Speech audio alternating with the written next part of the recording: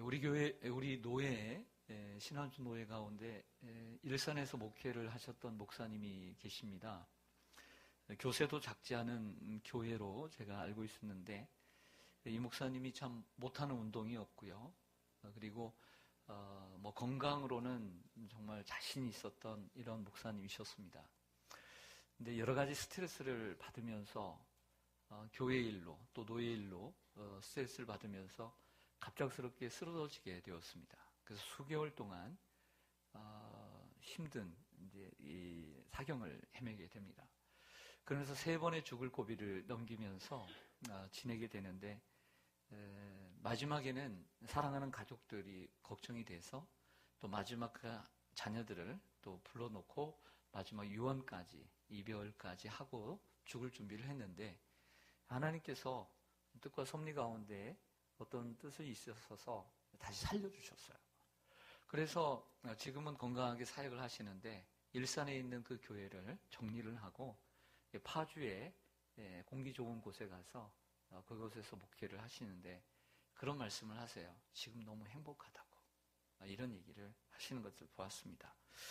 제가 볼 때 이 목사님은 죽을 고비를 여러 번 넘기면서 삶에 대한 새로운 인식을 갖게 됐다고 생각합니다.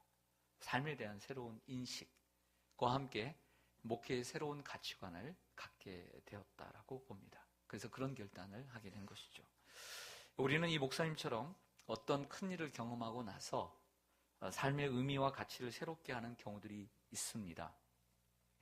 그런데 여기서 저는 또 경험적으로 한 가지 질문을 좀 해보려고 합니다. 우리는 삶을 살아가면서 어떤 사건을 만납니다. 그게 이제 경험의 사건들이 있겠죠. 자, 그 사건을 만났습니다. 그 사건을 만나고 난 다음에 이 목사님처럼 우리도 뭔가를 깨닫게 됩니다. 건강의 문제일 수도 있고 아니면 다른 일일 수도 있겠죠. 그러면서 생각합니다. 일과 돈과 이 성공보다 건강이 중요하구나. 내가 나가서 정말 회사에서 열심히 일하는 것보다 12시간 넘게 일하는 것보다 정말 내 건강이 중요하고 내 가족이 중요하구나. 이렇게 깨달을 수가 있다는 것이죠. 정말 중요한 깨달음이고 변화라고 생각을 합니다. 하지만 제가 이러한 변화와 이런 깨달음을 평가절하하고 싶은 생각은 전혀 없습니다. 하지만 그 사건으로 인한 이러한 변화와 그 가치관의 변화 그리고 그 삶의 새로운 의미를 찾았을 때 그것이 얼마나 오래 가는가라는 질문을 좀 드리고 싶어요. 이게 정말 얼마나 오래 갔더란가. 여러분들 얼마나 오래 갔습니까? 또 다른 부분에서 정말 인생에 정말 중요한 사람을 만났다. 훌륭한 사람을 만났다고 치십시다. 여러분 인생에 정말 중요한 사람, 내가 이 사람 만나서 변화되었다. 이 사람 만나서 정말 내 인생의 새로운 전환기를 맞이했다라고 하는 사람이 한번 있다면 한번 떠올려 보십시오. 생각나는 분도 계시고 전혀 생각이 안 나는 분도 계실 것입니다. 자, 그분을 만나서 변화는 됩니다. 어떤 변화? 인생은 저렇게 사는 게 좋겠다. 이런 변화를 얻겠죠.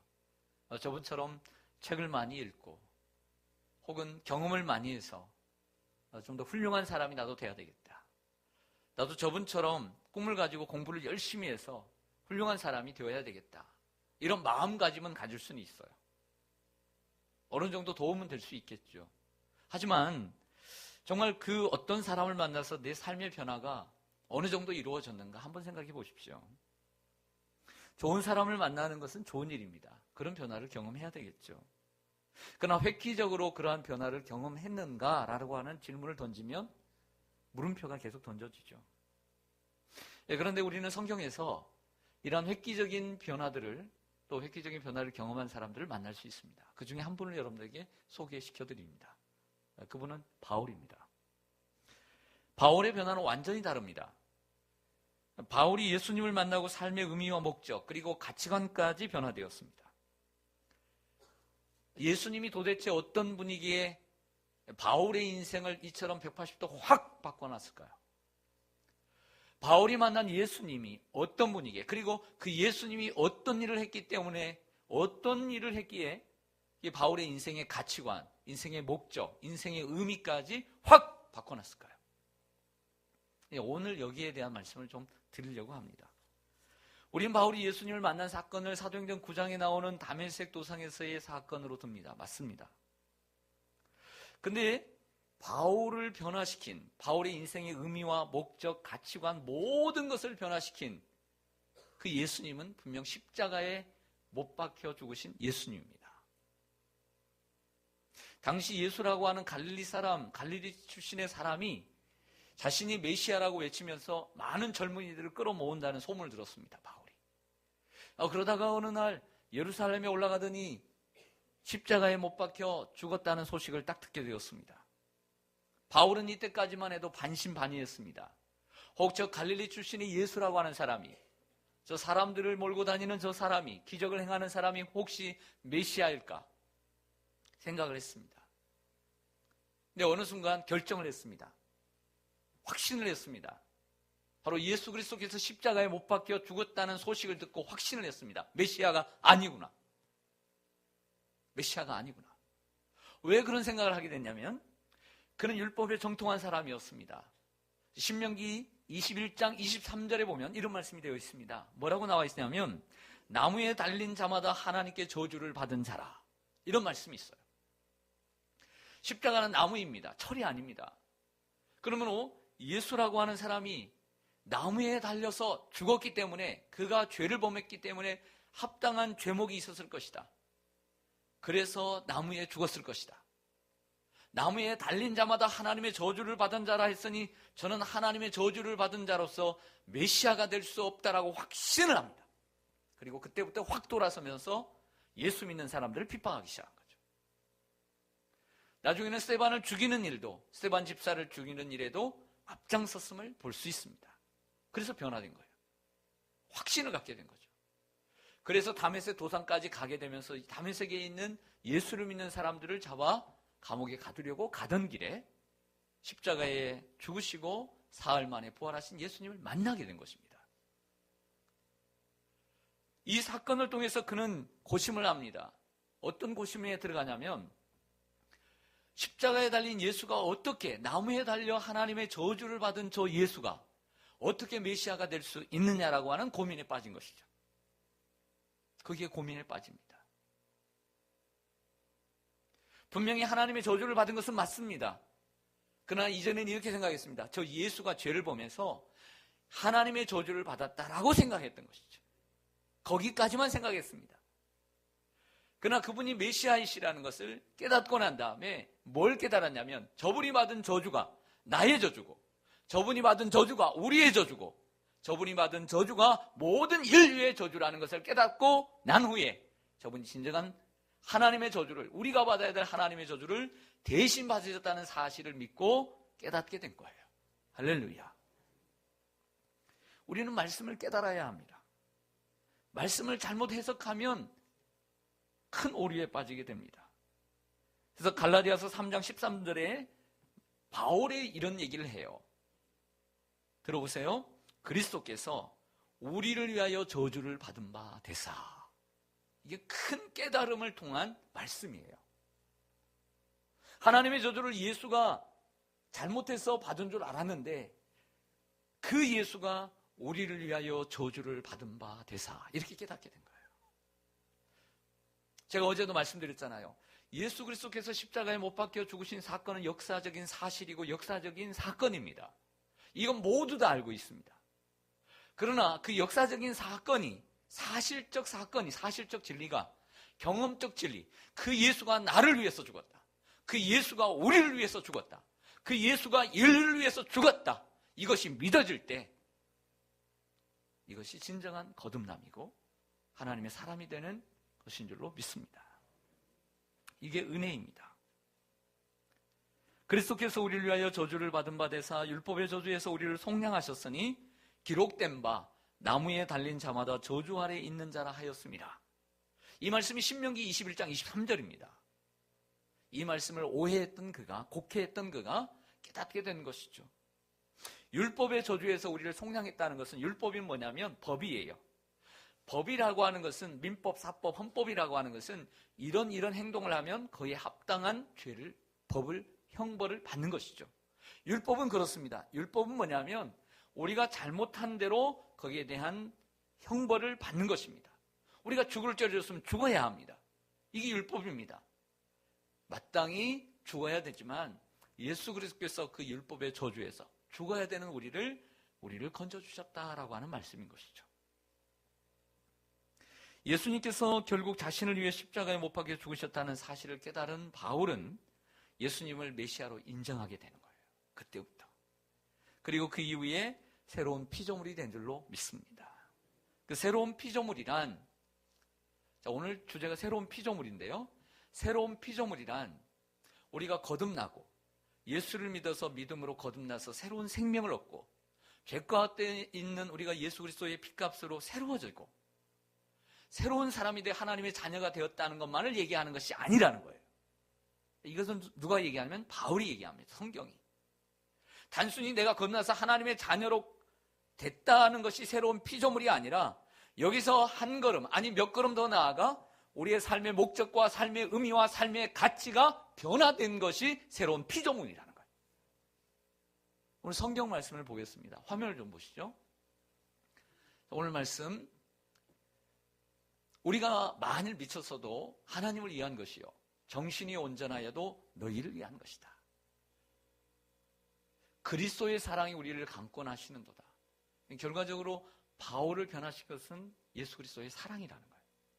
우리가 생각하건대 한 사람이 모든 사람을 대신하여 죽었은즉 모든 사람이 죽은 것이라. 예수 그리스도죠.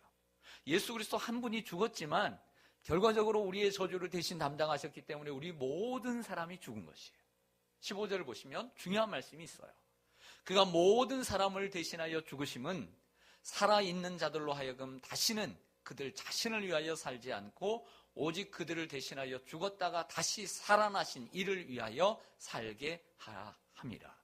할렐루야. 여러분, 예수 그리스도께서 단순히 우리를 위해서 죽으신 것은 우리를 살리기 위해서뿐만 아니라 한 걸음 더 나아가 이제 우리가 우리를 위해서 사는 존재가 아니라 우리를 위해서 죽으신 그 예수를 위해서 살게 하도록 죽으셨다는 거예요. 16절 보시면 그러므로 우리가 이제부터는 어떤 사람도 육신을 따라 알지 아니하도다.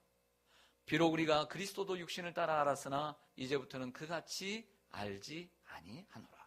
우리 17절 같이 읽겠습니다. 시작. 그런즉 누구든지 그리스도 안에 있으면 새로운 피조물이라. 이전 것은 지나갔으니 보라 새 것이 되었도다. 아멘.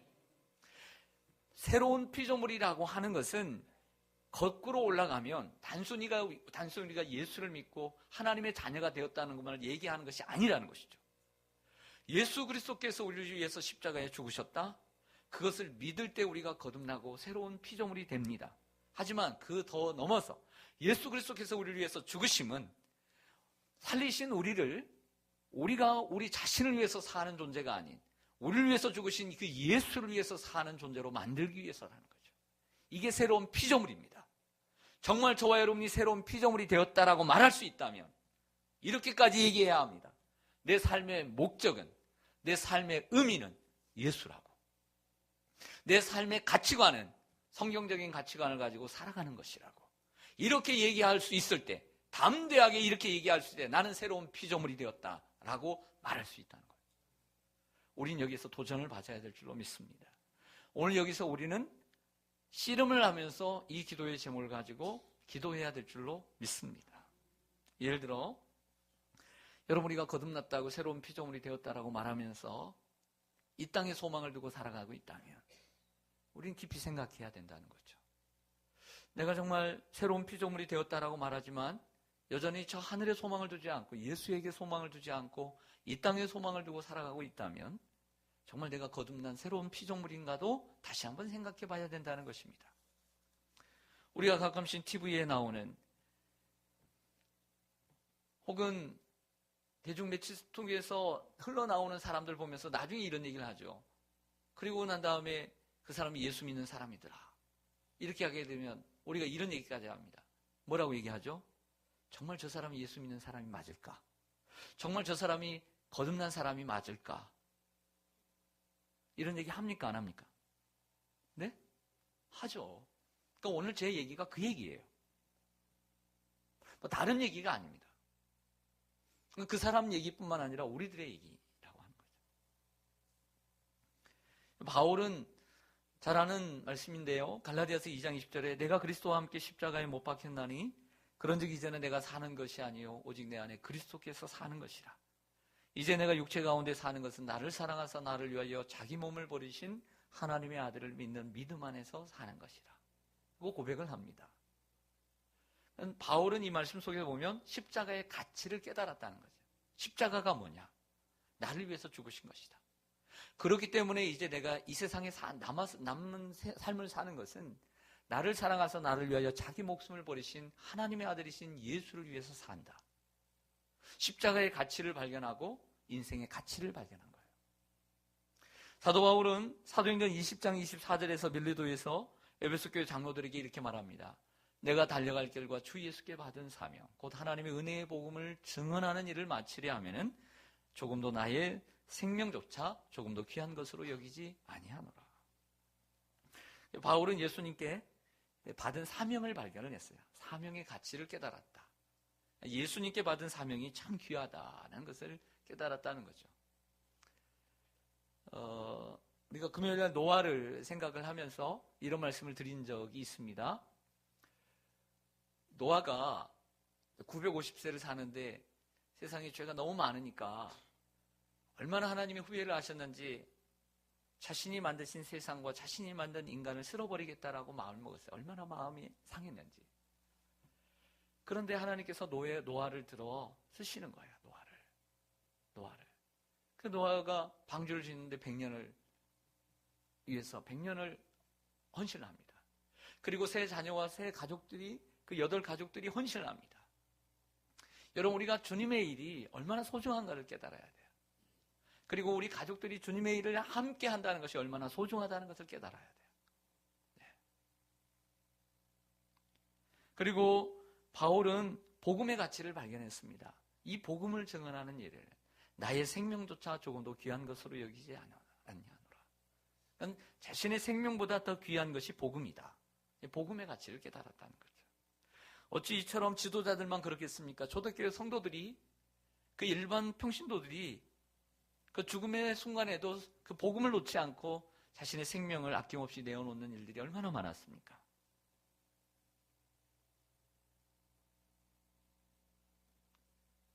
저는 여러분들이 저보다 더 믿음이 좋았으면 좋겠어요. 할렐루야. 일반적으로는 목사의 영성을 성도들이 따라갈 수 없다. 교회의 크기는 목사의 크기다 라고 말을 합니다.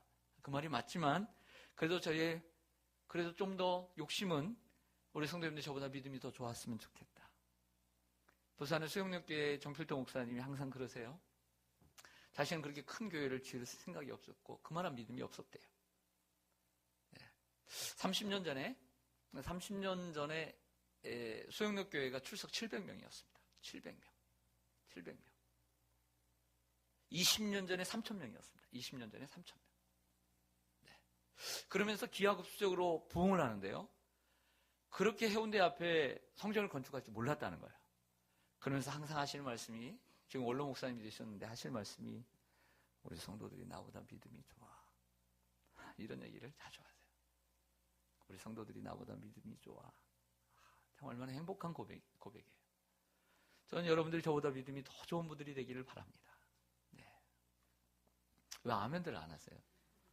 저는 여러분들이 저보다 더 믿음이 좋은 분들이 되기를 바랍니다. 네. 그런 교회가 행복한 교회 아닐까요? 네. 여러분들, 구역장이 언제 행복해요? 구역원들이 나보다 더 열심히 할 때 행복한 거예요. 기관장이 언제 행복한 줄 아세요? 기관의 회원들이 마치 자기가 회장된 것처럼, 임원인 것처럼 다 열심히 할 때 그때 행복한 거예요. 할렐루야. 목사가 언제 행복한 줄 아세요? 끌고 가는 거 힘들어요. 서로 앞장서서 목사보다 더 열심히 할 때, 주님을 더 열심히 할 때, 그때 목사가 행복한 거예요. 할렐루야. 언제 부모가 행복해요? 자식들이 내가 바라는 것보다 더 공부를 열심히 할 때, 목숨 걸고 공부를 할 때, 그때 행복한 거예요. 할렐루야. 맞습니까? 안 맞습니까? 맞지요? 행복이란 거기에 오는 거죠. 그러니까 제가 말하는 것을 안 입고게 듣지 말고 우리 다 행복하려고 말씀을 드리는 거예요. 할렐루야. 그게 행복이죠. 네. 우리 사장님들 계십니까? 사장님들 언제 행복합니까? 월급 많이 주지도 않는데 직원들이 너무나 나보다 더 열심히 일할 때 행복하죠. 그래서 내년에는 어떻게 하면 더 월급을 더 올려줄까? 그 생각하고 그 고민하고 살아갈 때 그게 행복한 거예요, 사장이. 할렐루야. 그게 행복한 거 아니에요? 예, 어문대로 갔습니다. 예, 로마서 14장 8절에 보면 우리가 살아도 주를 위하여 살고 죽어도 주를 위하여 죽나니 그러므로 사나 죽으나 우리가 주의 것이로다. 예, 바울은 주를 위해서 살고자 하는 인생의 가치를 발견한 사람입니다. 마지막으로 성경 한 곳을 보고 마치려고 하는데요. 우리가 지금 이제 보려고 하는 본문은 바울의 변화 중에, 바울의 변화가 참 많잖아요. 바울의 변화 중에 인생의 목적 그리고 인생의 가치관의 변화를 가장 잘 보여주는 본문이라고 생각을 해서 우리 한번 성경을 찾아보겠습니다. 빌립보서 3장입니다. 빌립보서 3장.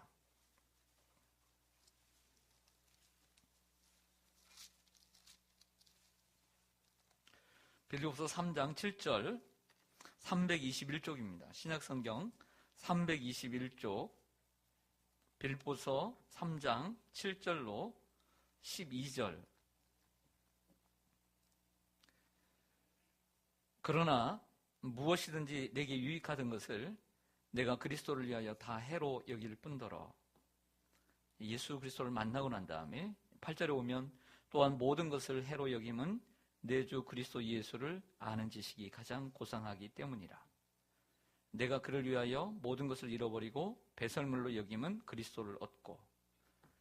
바울이 새로운 피조물이 되고 예수 그리스도를 만남으로써 그 삶의 의미를 발견합니다. 그 삶의 의미가 뭐냐면 예수 그리스도를 아는 것이 삶의 의미다, 이런 뜻이에요. 9절 말씀 보면 그 안에서 발견되려 함이라. 이것이 삶의 가치예요. 삶의 가치. 예수 안에서 발견되는 것이 삶의 가치예요. 내가 가진 은은 율법에서 난 것이 아니요 오직 그리스도를 믿음으로 말미암은 것이니 곧 믿음으로 하나님께로부터 난 의라. 10절에 내가 그리스도와 그 부활의 권능과 그 고난의 참여함을 알고자 하여 그의 죽으심을 본받아. 그의 죽으심을 본받아. 네. 어떻게 쓰든지 죽은 자 가운데서 부활에 이르리 하노니 내가 이미 얻었다 함도 아니요 온전히 이루었다 함도 아니라 오직 내가 그리스도 예수께 잡힌 바 된 그것을 잡으려고 달려가노라. 아멘. 저를 보겠습니다. 바울의 변화된 가치관을 가장 잘 보여주는 본문은 빌립보서 3장입니다. 과거에 그가 어떤 삶을 살았다는 걸 우리는 너무나 잘 압니다. 근데 그가 예수를 만난 후에 그 전에 소중히 여겼던 것을 배설물로 여겼다는 거예요. 그의 삶의 의미는 예수 그리스도를 아는 것이다. 그리고 삶의 가치는 내가 지식을 많이 쌓아서 사람들이 야, 저 사람 똑똑한 사람이다. 저 사람 박사다.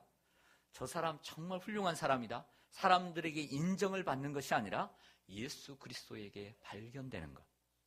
예수 그리스도 안에서 발견되어지고 예수님에게 인정을 받는 것. 이것이 인생의 가치라는 것을 깨달아. 그리고 인생의 목적을 어디에 두냐면 예수 그리스도의 고난에 참여하고 그 부활의 권능과 주님의 그 고난에 참여함을 알아. 예수 그리스도의 죽으심을 본받아. 죽으심을 본받아. 그러한 삶을 통해서 나 자신을 부인하고 나 자신을 죽임으로 결국에는 구원을 이루어가고 마지막에는 부활에 참여하는 그 영광스러운 부활에 참여하는 것이 내 인생의 목적이다. 이렇게 고백하고 있는 거예요. 여러분, 우리는 새로운 피조물인 줄로 믿습니다. 근데 새로운 피조물이라고 우리가 고백은 참 많이 했는데 이 고난주간을 맞이하면서 좀 더 생각해 보니까 우리가 말만 새로운 피조물이라고 고백할 것이 아니라 정말 내 인생의 목적, 내 인생의 의미, 내 인생의 가치까지 그분께 향할 때 온전한 피조물이 나라고 말할 수 있다라고 하는 것이죠. 여러분, 여기까지 나가는 우리가 되기를 원합니다. 여기에 대해서 우리가 같이 실험하고 예수님을 향해서 나가는 저와 여러분 되시기를 주님의 이름으로 간절히 축원합니다. 아멘. 기도하겠습니다.